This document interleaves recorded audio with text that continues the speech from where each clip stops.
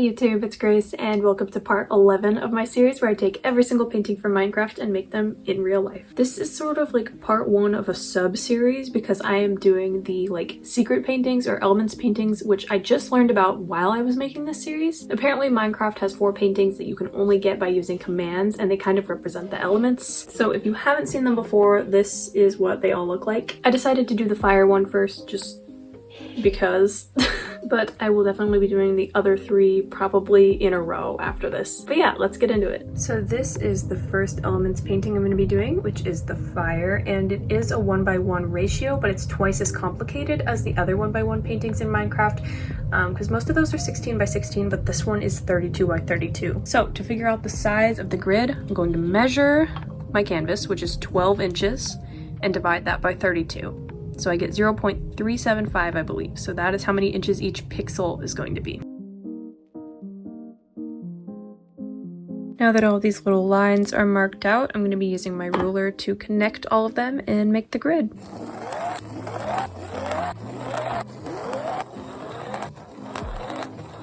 Now that the grid is done, it's time to prime, and I'll just be using a thin layer of this white acrylic paint, and this basically just seals the lead and keeps the pencil from either mixing with the other paints once I add them, or smearing all over the canvas, or getting all over my hand. So I prefer to do this.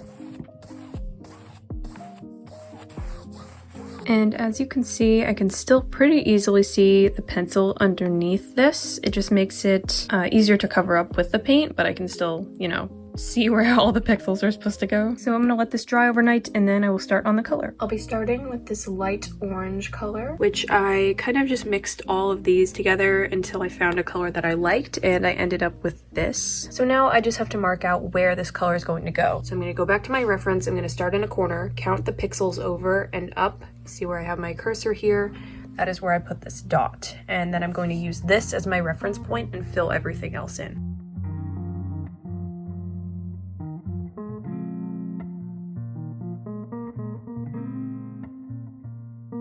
Here are the first 3 colors done. You saw me mix this light orange for the darkest one. I just used this. And for the middle shade, I just mixed them together in even parts. So I'm gonna let this dry for a little bit, and then I'm gonna work on the yellows and the darker orangish red color. All right, it's the next day now, and I've just started painting the next color. So I did this kind of reddish orange color.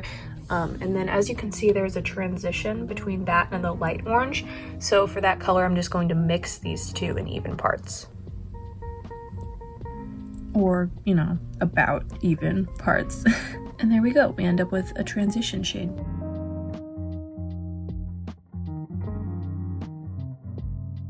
These lighter orange pixels kind of around the edge of the flame, I think this is.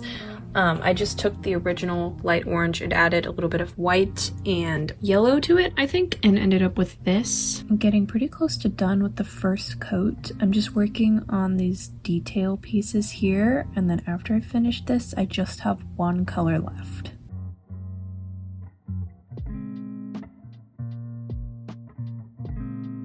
And here is the first coat done compared to the reference. I'm definitely going to have to adjust the shades of yellow because I feel like they need to contrast with each other a little bit more.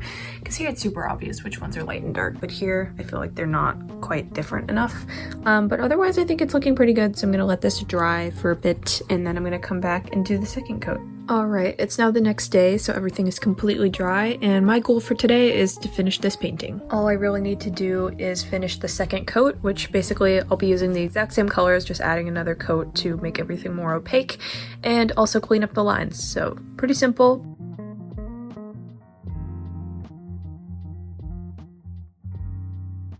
Just finished the orange and the light orange, and now I'm working on this kind of reddish orange. This really isn't taking as long as I thought it would, so I should be good to be finished today. The second coat of this light yellow color is making such a huge difference in like the contrast of the 2 yellows, and I feel like it's looking so much better. I just finished painting the edges of the canvas with this kind of orangish brown and then darker brown. So I think I'm done painting. The whole thing is very wet right now, so I need to let it dry, but once it is dry, I'll show you in natural lighting. And here is the finished painting, completely dry, completely done. I think it turned out really good, especially considering that I didn't know it existed a month ago.